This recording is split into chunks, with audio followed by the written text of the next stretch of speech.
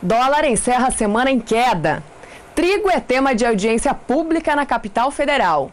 E ainda, a cidade de Castro recebe até amanhã a Agroleite 2017. O Mercado do Campo desta sexta-feira, 18 de agosto, está no ar.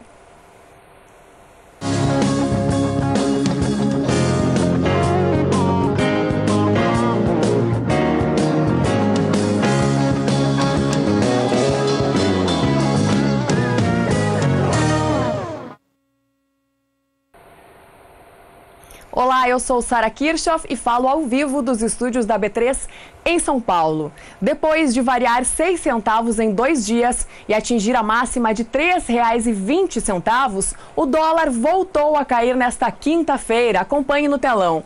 Dólar comercial em queda de 1%, fechando a semana aos R$ 3,14 mais 70. Enquanto o dólar caiu, o índice Bovespa, que é o principal índice aqui da B3, vem em alta. A alta é de 1,08% e o índice Bovespa encerra a semana aos 68.714 pontos. E Bovespa em alta, portanto, nesta sexta-feira, último dia da semana. E os principais problemas que atingem a cadeia produtiva do trigo foram debatidos em uma audiência pública em Brasília. Setores da produção, governo e deputados buscam medidas para evitar prejuízos no setor. Acompanhe na reportagem.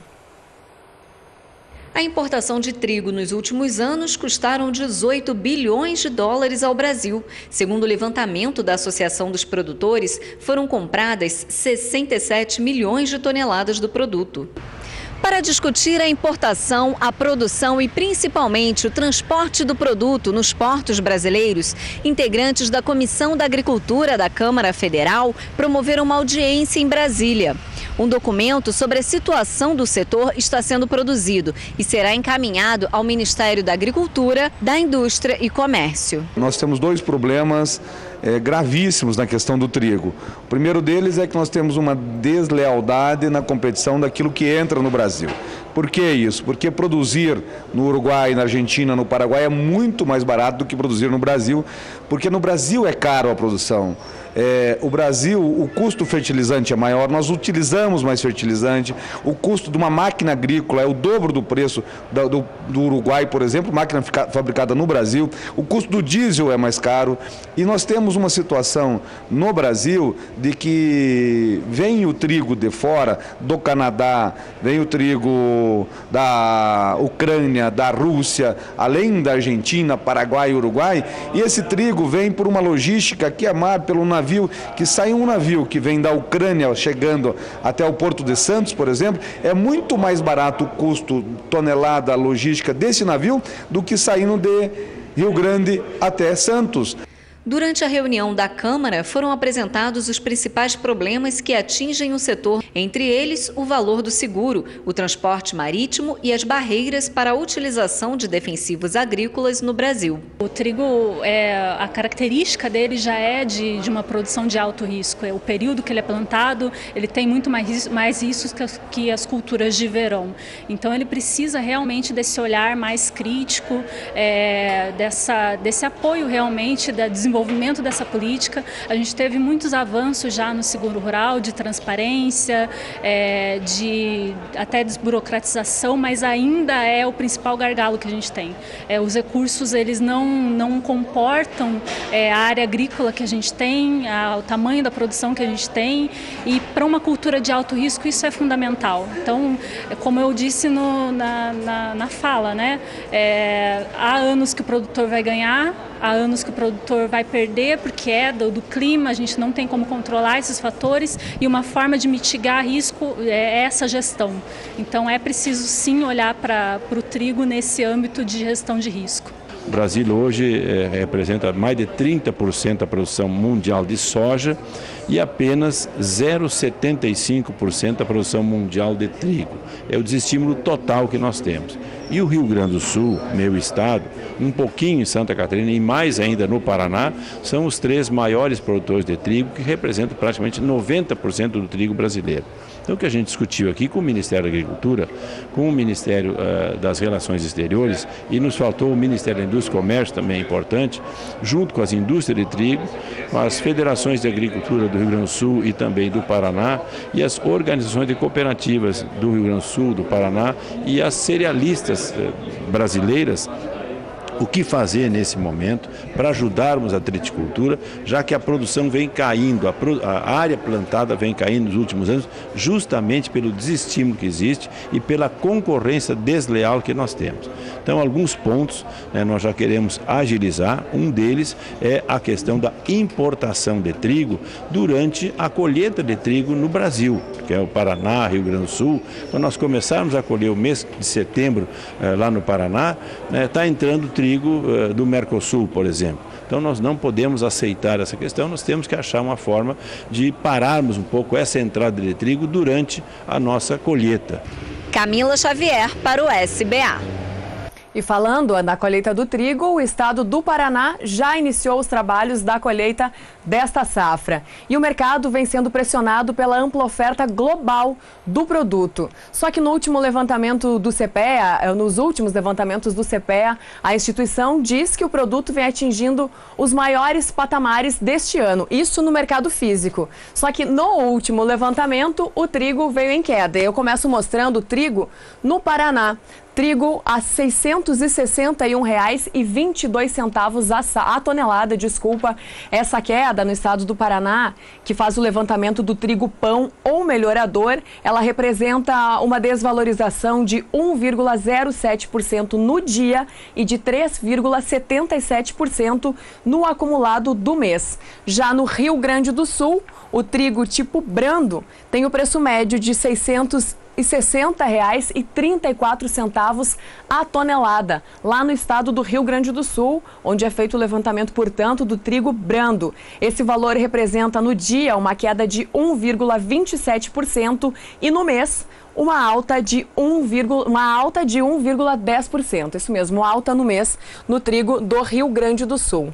Não é o café, agora o trigo no mercado futuro veio com leve alta nos principais contratos, como a gente observa aqui. E eu começo com o contrato para o mês de setembro, que teve uma alta de quase 0,5% neste vencimento, sendo negociado pelo valor de $4,16 por bushel.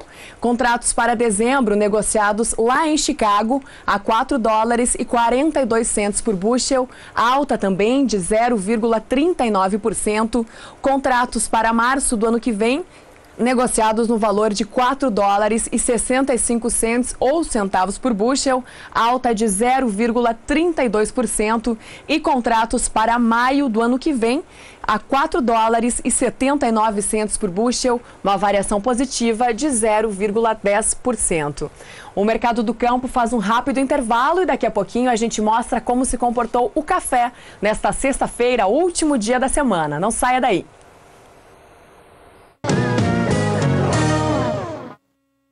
Mercado do Campo está de volta ao vivo dos estúdios da B3 em São Paulo, trazendo agora as cotações do café, que teve alta no dia de hoje na Bolsa de Londres. O café robusta na Bolsa Futura de Londres veio em alta, acompanhe no telão. Vencimento para setembro teve uma valorização de 2,61%, terminando o dia então a $2.116 a tonelada.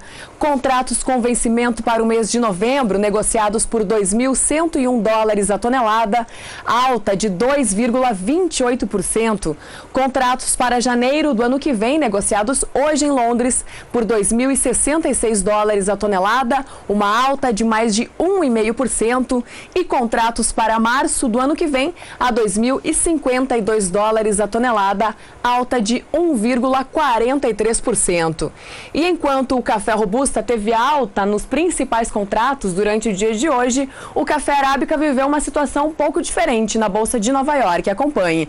O contrato para o mês de setembro teve uma queda de 0,31% e foi negociado hoje lá em Nova York no valor de $1,28 por libra-peso. Já o contrato para o mês de dezembro também veio em queda, caiu 0,26% e foi vendido hoje, foi negociado, de acordo com os últimos negócios, pelo valor de $1,31 por libra-peso. Contrato para para março do ano que vem, negociado a $1,35 por libra-peso, uma variação negativa nesse vencimento de 0,22%, e contrato para maio do ano que vem, negociado pelo valor de $1,37 por libra-peso, a queda é de 0,18%. E aqui na B3, o café BMF Bovespa também veio em queda nos principais vencimentos, como você acompanha aqui no painel. Eu começo também com o contrato para setembro, agora de olho no ajuste atual. Contrato negociado, portanto, hoje aqui na B3 com esse vencimento pelo valor de $152,75 a tonelada. A queda é de 0,36%. Contratos para o mês de dezembro deste ano no valor de $159,10 a saca, não a tonelada, a saca. A queda é de 0,28%. Contratos para o mês de setembro, que é o mês de referência para o mercado do café, negociado hoje aqui na B3 pelo valor de $166,80 a saca. A queda é de 0,21%. E contratos para setembro de 2019 no valor de $177,85 a tonelada, queda de 0,08%. E para saber se o tempo vai contribuir ou não para os cafeicultores, vamos para as primeiras informações do tempo com Juliana Rezende. Agroclima, oferecimento Santa Helena, as melhores sementes de milho para grãos e silagem. Steel, é hora de você fazer com motosserras Steel. Olá, boa tarde a todos. Os produtores de café seguem em andamento com as atividades de colheita, agora já em fase final. E no decorrer dos últimos dias, algumas pancadas de chuva já começaram a ocorrer, principalmente nas áreas produtoras de café do estado do Paraná, do norte do estado paranaense, ainda também do sul do Mato Grosso do Sul, alcançando também a faixa leste do estado de São Paulo. Nessas áreas, a disponibilidade hídrica diminuiu bastante por conta das pancadas de chuvas mais frequentes. Os próximos 5 dias ainda serão de chuvas mais expressivas, especialmente entre o Paraná, a faixa leste do estado de São Paulo, alcançando também algumas localidades do sul de Minas Gerais. Nessas áreas, os acumulados podem alcançar até 30 milímetros, mas as pancadas seguem abrangentes em grande parte da região sul, alcançando também a faixa leste do sudeste, o Mato Grosso do Sul e ainda também a faixa oeste do Mato Grosso. No decorrer do segundo período, as instabilidades agora perdem intensidade e somente se concentram entre o Rio Grande do Sul, Santa Catarina e as áreas mais ao sul do Paraná durante o período do dia 24 até o dia 28 de agosto. Os acumulados ainda ficam um pouco mais expressivos, especialmente do sul ao oeste gaúcho, onde pode chover até 30 milímetros. Agora, na maior parte da região do centro-sul do país, a tendência ainda é de tempo mais seco, especialmente entre o centro-oeste e a maior parte do sudeste. Já no decorrer do terceiro período, essas instabilidades do centro-sul seguem perdendo intensidade. Dessa vez, as pancadas de chuva seguem abrangentes em grande parte da região sul, mas os volumes de chuva seguem em torno de 15 até 30 milímetros. Agora, nas demais áreas do centro-sul do país, a tendência ainda é de tempo mais seco, em grande parte do centro-oeste e de sudeste. Algumas pancadas também podem ocorrer no Espírito Santo, mas de forma muito fraca e isolada. Então, no decorrer dos próximos dias, algumas pancadas de chuva ainda seguem ganhando intensidade nas áreas produtoras de café do centro-sul, especialmente da faixa norte e também do oeste do Paraná. Essas chuvas podem acabar atrapalhando o andamento da colheita e até paralisando e atrasando as atividades. Daqui a pouco eu volto com mais previsão do tempo. Combinado então, Juliana. E a cidade de Castro, no interior do Paraná, recebe até amanhã a Agroleite 2017. E quem está por lá trazendo informações pra gente ao longo de toda a semana é a repórter Rosa Cabral. Rosa Cabral, o que você traz de novidades desse grande evento que acontece aí na capital nacional do leite? Boa tarde para você. Boa tarde para você, Sara, e a todos que acompanham a nossa programação por esse Brasilzão afora. Nessa semana toda, a gente aqui em cobertura especial, a convite, por exemplo, da feira, não é, dos organizadores e também da Cemex Brasil. E aqui no estande da Cemex nós estamos, então, realizando essas entrevistas. E aí o que eu quero dizer para você e para todo o Brasil é que acabou agora há pouco, por exemplo, o grande campeonato da raça Jersey, não é? E já está em pista a raça holandesa. E aí, para a gente entender um pouquinho da funcionalidade de um animal, por exemplo, na pista, nós vamos conversar com o Dr. Flávio Junqueira, ele que entende muito bem disso, porque é jurado oficial da raça holandesa. Doutor, boa tarde para o senhor e já começo a pergunta. Quais são as características que faz uma vaca campeã em pista? Boa tarde, Rosa. Boa tarde a todos do canal. Uma vaca campeã, ela tem que ter uma aparência geral que agrade ao jurado, ou seja, ela tem que ter as características corretas e combinar essas características de forma adequada, ou seja, se tornando um animal equilibrado. Para animais jovens, as principais características são a combinação de força e qualidade leiteira e pernas e pés. No caso de animais adultos, das vacas, a principal característica é o sistema mamário, ou seja, toda vaca vencedora e toda vaca grande campeã, ela tem que ter um úbre excepcional. E combinando isso com excepcionais aprumos e com uma ótima aparência geral, isso torna uma vaca campeã. Agora, doutor, para o criador, por exemplo, uma vitrine como essa, né, expor os seus animais, né, qual é a vantagem em termos de apresentar isso com relação à genética, não é? Aquilo que ele pretende oferecer para o Brasil? A exposição serve como uma vitrine para apresentar o trabalho do produtor e, além disso, comparar o seu trabalho com outros criadores, ou seja, ela baliza o trabalho genético que está sendo feito na propriedade em relação a outras propriedades. Outro aspecto importante é a questão de marketing ou da divulgação do nome da propriedade. Todas as propriedades que têm animais campeões, elas têm um valor agregado quando vão vender animais. E uma terceira característica do ponto de vista de exposição que eu acho importante, esse nível de competição, ele cria uma paixão pela raça e ele ajuda e muito a preparar a próxima geração. Ao redor do mundo, alguns jovens que são da família começam a se interessar cada vez mais pela atividade leiteira, por se apaixonarem pelas exposições e depois se tornarem grandes produtores de leite. Bom, e aí, da porteira para dentro, existe todo um trabalho, não é, doutor, para que esses animais cheguem até a pista e façam bonito, não é? Representa bem todo o investimento que o seu criador fez, né? Como é que é essa preparação da porteira para dentro? Na verdade é o seguinte, hoje, para uma vaca se competir bem, competir adequadamente em exposições, existe um trabalho muito profissional dentro das propriedades. As vacas que são escolhidas para as exposições específicas do ano, elas têm uma dieta diferenciada, uma dieta especial, tem vários cuidados diários, como a vaca tem banho diário, algumas das vacas muito especiais, elas ficam em baias individuais para serem tratadas de forma específica e adequada. E, além disso, na exposição existem os preparadores, que vira quase que um salão de beleza das vacas. As vacas são preparadas para entrarem na pista da forma mais adequada possível e competirem com as vacas de outros criadores. Bom, e para entrar na pista e fazer bonito, tem que levar a genética junto, né? A Semex Brasil está aí para comprovar isso. A Semex é uma das grandes fornecedoras de genética do mundo e a gente tem, pelos resultados das exposições, eu diria que nós somos uma força dominante nas exposições, mas como eu sempre costumo dizer quando a gente está falando de vaca, a Semex quer levar rentabilidade e lucratividade aos produtores. A exposição é um nicho de mercado, mas no final do dia nós queremos vacas funcionais, que produzam muito, que tenham muita saúde e gerem rentabilidade e lucratividade nas propriedades. Tá certo, doutor Flávio Junqueira, obrigada pela sua participação aqui com a gente. Sara, é isso, e olha, a previsão é de que até amanhã à noite passem por aqui pelo menos 60 mil pessoas. Vou repetir, 60 mil pessoas aqui na Vila do Leite, que mais parece a Holanda. Tá muito bonito, viu, gente? Bonito de ver mesmo. Boa noite para você.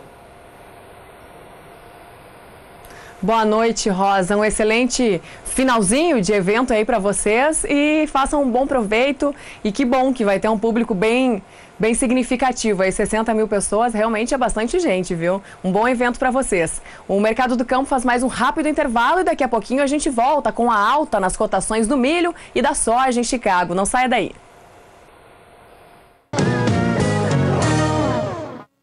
Mercado do Campo está de volta, falando ao vivo dos estúdios da B3 em São Paulo.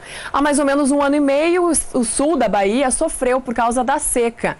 E agora, este ano, os produtores de cacau vêm enfrentando o excesso de chuvas, que vem retardando o desenvolvimento dos frutos. E para saber se o tempo contribui ou não para essa cultura, quem tem as informações é Juliana Rezende, dos estúdios da Somar. Agroclima, oferecimento Steel. É hora de você fazer com motosserras Steel.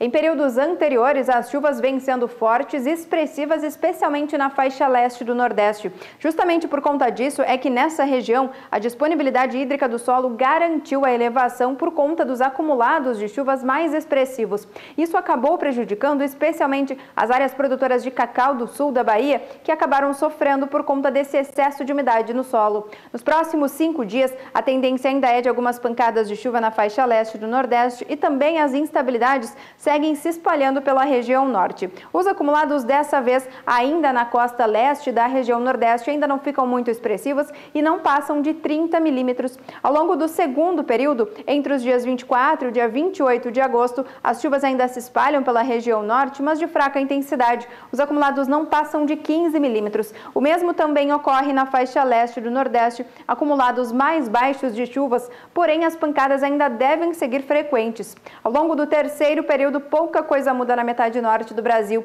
As pancadas ainda seguem se espalhando pela região norte, as pancadas seguem ainda de fraca intensidade, com baixos acumulados, e também ocorre ainda na faixa leste do Nordeste. Porém, nessas áreas, as pancadas ainda seguem perdendo cada vez mais intensidade, pelo menos até o dia 2 de setembro. Então, no decorrer das próximas semanas, as chuvas ainda devem seguir frequentes nas áreas produtoras de cacau do sul da Bahia, porém agora elas perdem intensidade e agora as lavouras devem parar de enfrentar dificuldade por conta do excesso de umidade do solo. Hoje eu encerro por aqui a minha participação. Até mais! Até mais, Juliana. E esse fim de semana, o canal do Boi transmite o 18º leilão Cataiama da estância Cachoeirinha, na cidade de Guararapes, interior de São Paulo. O leilão será dividido em 2 partes. Uma delas acontece amanhã, sábado, às 2 da tarde, com a oferta de 550 touros Nelore avaliados, e no domingo, também às 2 da tarde, com oferta de 150 matrizes. Mais informações na reportagem de Gustavo D'Angelo.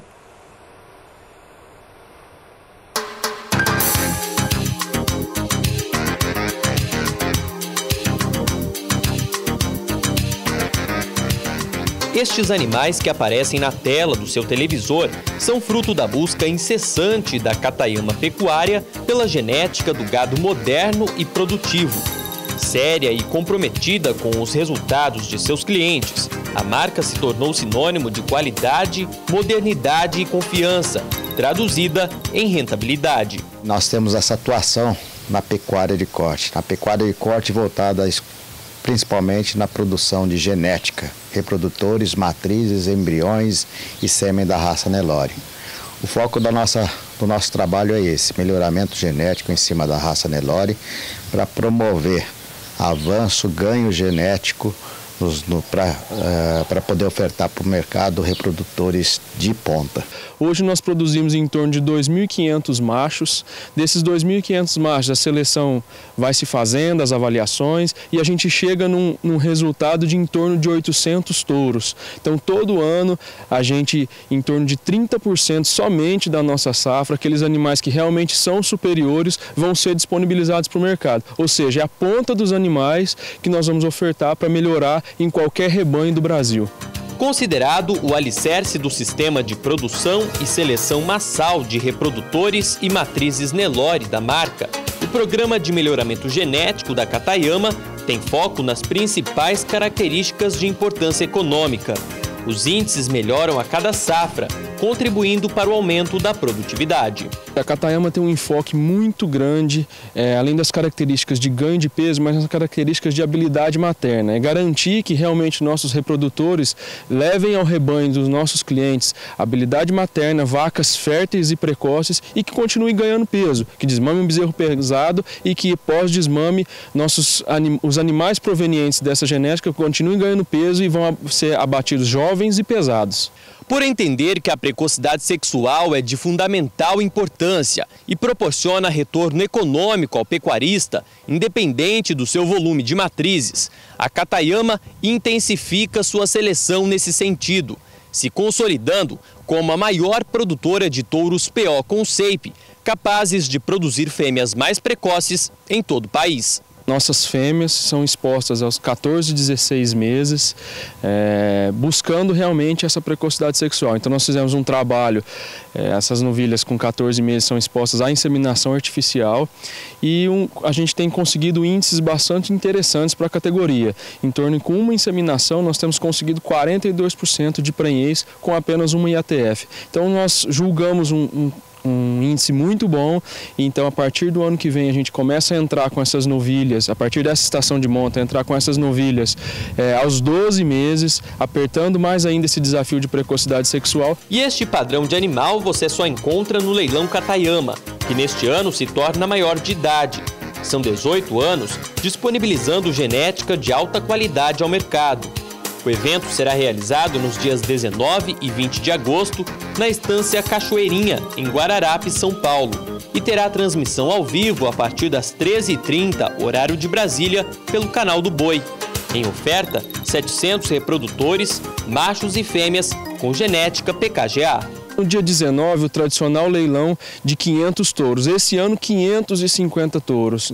Nós selecionamos o melhor da safra 2015, os animais que saíram agora das avaliações, a safra mais nova. Então serão 500 animais da safra 2015 e 50 touros da safra 2014 que fizeram repasse no rebanho da Katayama. Então touros realmente diferenciados quanto ao seu mérito genético, que passaram pelo nosso rebanho e nós vamos disponibilizar ao mercado.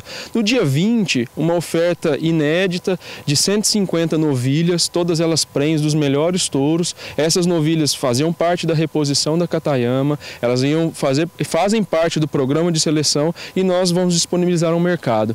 Dentro dessas 150, nós temos um lote muito especial de 30 novilhas que são PO, ceipadas, precoces, que vão ser disponibilizadas ao mercado. Então essa é a cereja do bolo desse ano, é o diferencial, é uma novilhada realmente que emprenhou com 14, 16 meses, uma oferta PO com shape, é só aqui na Katayama, não tem outro rebanho que tenha uma oferta desses animais e desse padrão. Convido a todos, tá?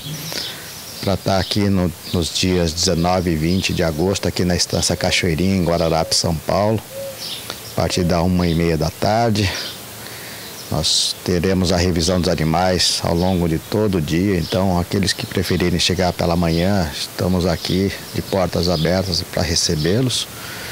E aqueles que moram longe ou que não possam eventualmente vir aqui na nossa estância, então aí pela lente do canal do Boi e para todo o Brasil. Muito obrigado. E, acima de tudo, espero que vocês gostem dos animais e guardem na memória o padrão genético que os nossos animais apresentam.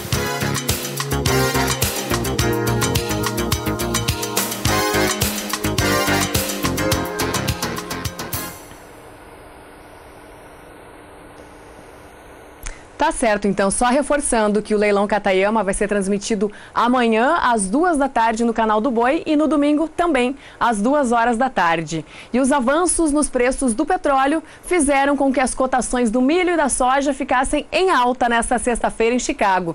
No contrato de setembro, o milho teve uma valorização de 0,42% e terminou o dia no preço de $3,52 por bushel. No contrato de dezembro, a alta foi de 0,41% e o último negócio foi no valor de $3,65 por bushel. Contrato para março do ano que vem, negociado a $3,77 por bushel, a alta é de 0,39%. E aqui no Brasil, o milho BMF Bovespa também veio em alta nesta sexta-feira, último dia da semana. No contrato de setembro, a alta foi de 1,60% e, de acordo com o ajuste atual, a negociação ocorreu no valor de R$ 28,63 a saca. Contrato com vencimento para novembro, negociado hoje aqui na B3 pelo valor de R$ 29,65 a saca. A alta nesse vencimento é de 1,79%. Contratos para o mês de janeiro do ano que vem foram 870 contratos negociados no valor de R$ 31,28 a saca, uma valorização de 0,84% neste vencimento, e contratos para o mês de março do ano que vem, negociados no valor de R$ 32,19 a saca, valorização de 1,29%. A soja também veio em alta hoje em Chicago. O contrato com vencimento para setembro subiu 0,77%, foi negociado a $9,37 por bushel. Contratos para o mês de novembro, com alta de 0,5%, negociados lá em Chicago a $9,37 por bushel. Contratos para o mês de janeiro do ano que vem a $9,45 ou centavos por bushel. A alta neste vencimento é de 0,47%. E aqui na B3, a soja no mercado futuro também veio em alta no dia de hoje. O contrato para o mês de setembro subiu 0,78% e, de acordo com o ajuste atual, a saca foi negociada no valor de $20,66. Contratos para o mês de novembro negociados a $20,67, com alta de mais de 0,5% neste vencimento. Contratos para o mês de janeiro a $20,84 a saca, alta de 0,43%, e contratos para março do ano que vem no valor de $21,02 ou 2 centavos a saca, valorização de 0,43% neste vencimento. Soja e milho, portanto, encerram a semana em alta lá em Chicago e também aqui na B3 em São Paulo. E o Mercado do Campo de hoje fica por aqui. Na segunda-feira a gente volta às 5h35 da tarde, horário de Brasília. E para você, um excelente fim de semana.